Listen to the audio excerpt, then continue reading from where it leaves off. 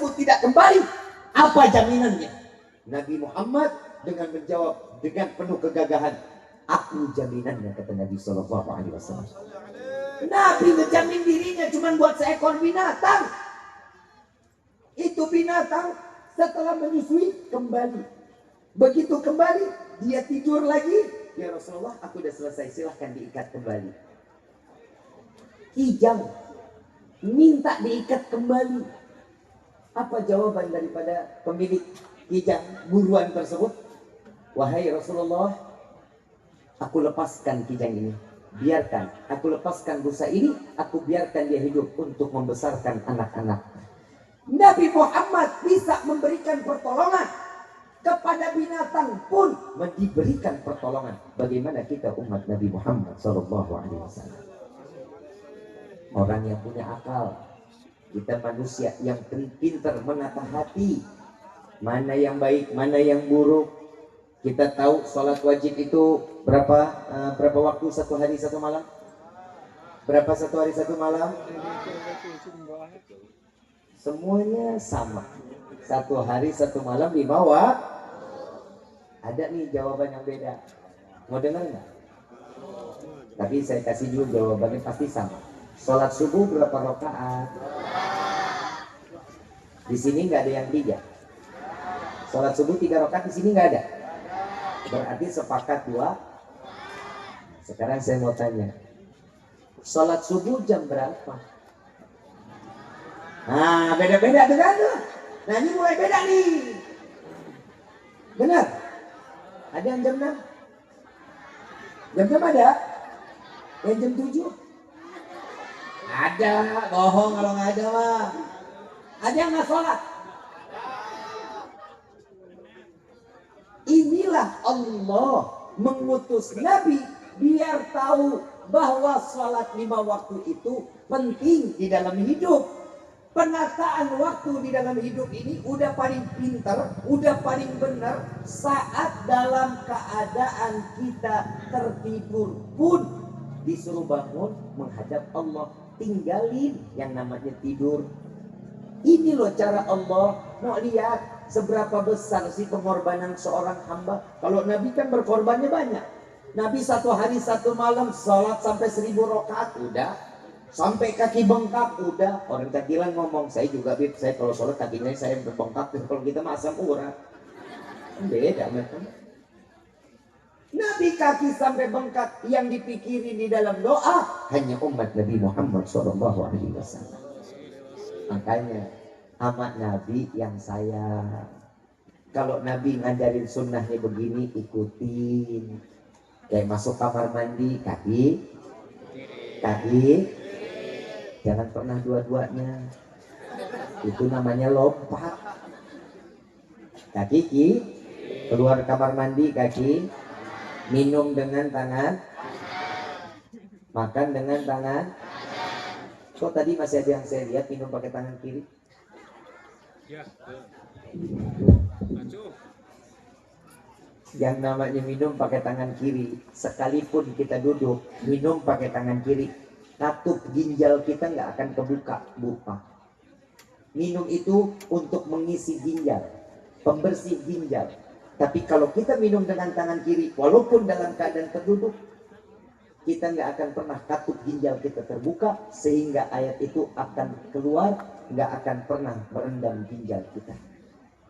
Minum tangan kanan. Profesor, doktor, insinyur, sarjana hukum, SE, ME, MA, LCMMA,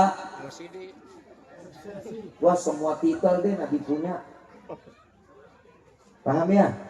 Itu Nabi Sallallahu Alaihi Wasallam ngasih cuman ya Allah, minum tangan kanan manfaatnya besar. Sama satu lagi nih bapak-bapak, buat bapak-bapak yang rokok, banyak nggak? Banyak nggak? Pak, ini saya ngomong ilmu kedokteran ya Pak. Saya ngomong ilmu kedokteran. Usahakan dari jam 11 siang sampai jam 1 siang hentikan merokok. Dari jam 11 sampai jam 1 siang berhenti dulu merokok. Kenapa? sirkulasi darah lagi berkumpul di jantung. Darah lagi nggak jalan. Dari dari jam 11 sampai jam 1. Hindari ngerokok jam 11 sampai jam. Dan yang kedua jam berapa lagi? Jam 3 pagi sampai jam 7 pagi. Jam 3 pagi sampai jam 7 pagi hindari merokok. Kenapa? Darahnya kita lagi tidak berjalan. Selebihnya Bapak mau ngerokok segudang-gudang terserah. Mau dari jam 8 sampai jam setengah 11 silahkan. Dari mulai jam 2 sampai ketemu jam 3 nggak berhenti lagi tidur juga tetap merokok terserah. Paham? Kenapa? Manfaatnya apa? Ternyata Nabi jawab. Itu kan ilmu kedokteran ya. Ini melarang karena darah itu sirkulasinya lambat. Ngumpulnya ke jantung. Dan semua sirkulasi larinya ke jantung. Tapi selebih dari itu, sirkulasi itu akan mengeluarkan yang dari jantung. Darah keluar masuk jantung. Saat keluar itu, disitulah Allah memberikan keagungannya. Dengan segala bentuk kesempurnaannya. Maka disitulah keluar racun-racun yang ada pada diri kita dan dikeluarkan, ditendang oleh darah-darah yang mengalir saat setelah dari jam 11 sampai jam 1 tersebut. Jadi makanya itu kita kalau mau kebelet pipis tuh antara setengah 2 sampai jam 2. Betul apa enggak? Betul apa enggak? Itu kalau habis makan siang, insya Allah kita kalau mau pipis tuh jam setengah 2 atau jam 2 siang baru kebelet pipis. Kenapa? Alirannya mulai berjalan dan itu kita dikeluarin. Caranya Nabi SAW mengatakan sebaik-baiknya sholat di dalam sholat zuhur saat kita Allahu Akbar, lagi ruku, lagi sujud, iktidal, lagi sholat, lagi duduk, itu darah berkumpul di jantung. Disitulah iman kita dipancarkan oleh Allah agar kita menjadi orang-orang yang beriman sampai akhir hayat. Bukan amin, jalanin. Siapa yang doain? Sholat. Paham ya? Kenapa jam 3 kok nggak boleh ngerokok? Suruh ambil wudhu, sholat tahajud, sholat hajat. Kenapa? Iman itu lagi sempurna-sempurnanya. Allah lagi buka pintu langit. Dan disitulah Allah berikan pancaran keimanan di dalam diri kita. Makanya tuh Nabi ngajarin kalau kita bangun pagi, dari mulai sepertiga malam dari jam 3 sampai jam 7 tuh jangan tidur tuh. Kenapa? Itu kemanfaatan. Saat kita berdoa, insya Allah doa kita cepat dikabulin. Kalau kita lagi ibadah kita jadi olahraga yang baik dalam hidup kita. Orang yang punya nih mata, ada yang min, ada yang plus. Baca Quran dari jam 3 sampai ketemu subuh, itu pengobat daripada mata. Orang yang punya minus, insya Allah diselesain minusnya. Ya Pak ya, Bu, punya anak yang pakai kacamata, itu suruh baca Quran. Itu juga pelebur daripada sakitnya mata kita. Nah tuh Neng tuh ada yang pakai kacamata tuh Neng. Ngaji Neng. Neng ngaji. Kalau nggak ngaji, Neng di ngajiin mau. Paham ya?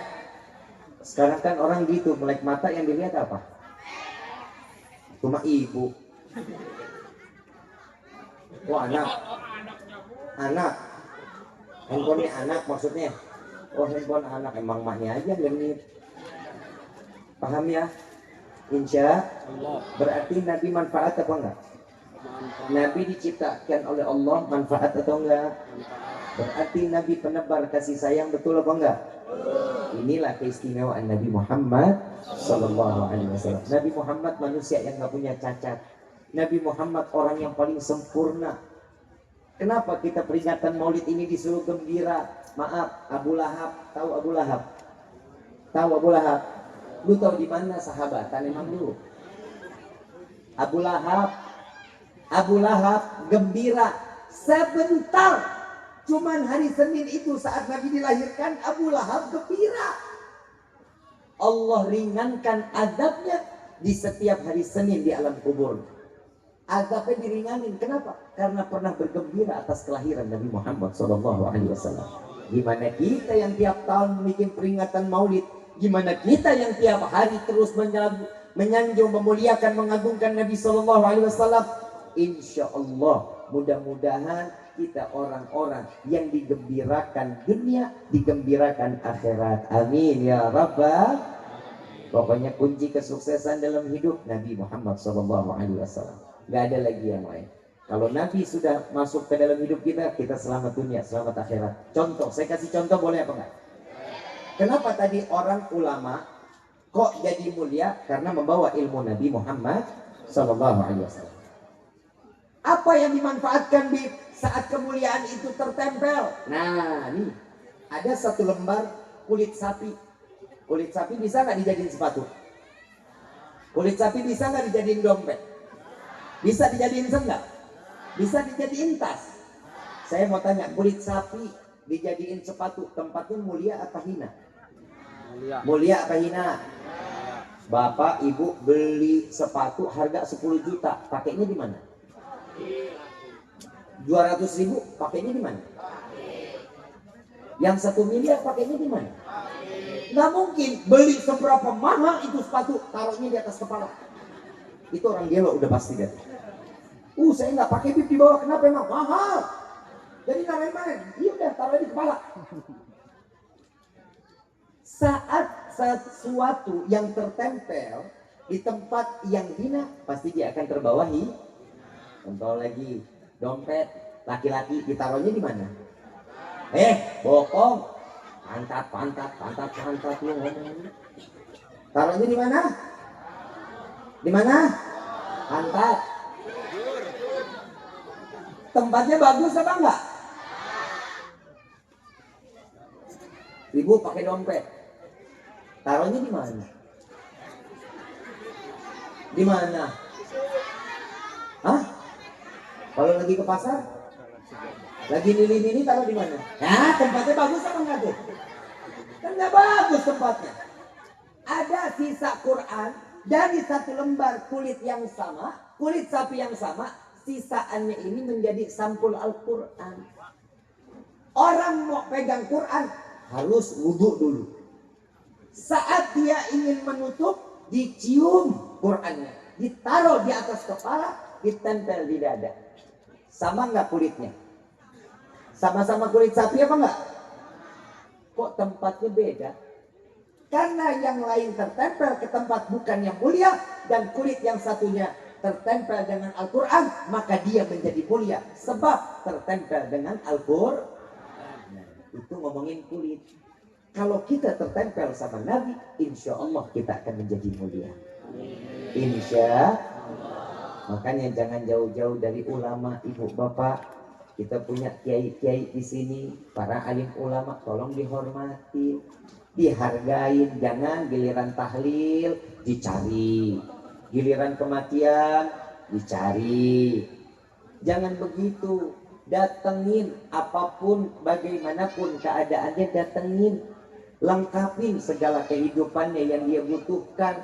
Ringankan beban di dalam hidupnya. Allah berikan bebannya tersebut, Allah jauhin. Allah berikan keringanan buat kita semua juga. Maaf, beribu maaf. Saya mau tanya, di sini ada madrasah nggak? Ada madrasah? Gede apa kecil? Gede apa kecil? Ada bayarannya? Ada nggak? Berapa? Hah? 10.000. Ini yang bilang ada tapi bilang nggak tahu. Nah, ini yang biasa nunggak nih. Makanya ulama-ulama sekarang tuh, lihat tuh. Lihat badannya kurus-kurus. Ya Allah, siap. Rumah ngontrak. Listrik nggak punya bayarannya. Bu, Pak, kalian saat tertidur lelap, wallahi, mereka yang bangun di tengah malam, mereka yang sujud kepada Allah, meminta kepada Allah di dalam sholat malamnya, agar apa? Kampung ini diselamatin dari bala. Allah selamatin kampung ini dari musibah. Beliau yang meminta kepada Allah setiap kali kita tidur. Makanya hormatin. Jangan giliran maulid yang diundang Habib aja yang dihormatin. Ulamanya juga dong. kiai ini juga. Kenapa? Karena mereka yang menerangkan kampung ini, yang tiap hari mereka lah yang menjadi pelita di dalam kampung ini. Kalau Rifki, na'udzubillah, maaf, Rifki mah ada umur, kapan aja bisa Allah panggil. Tapi mereka-mereka yang selalu bisa menempatkan dirinya di tempat yang mereka yang dibutuhkan oleh masyarakat.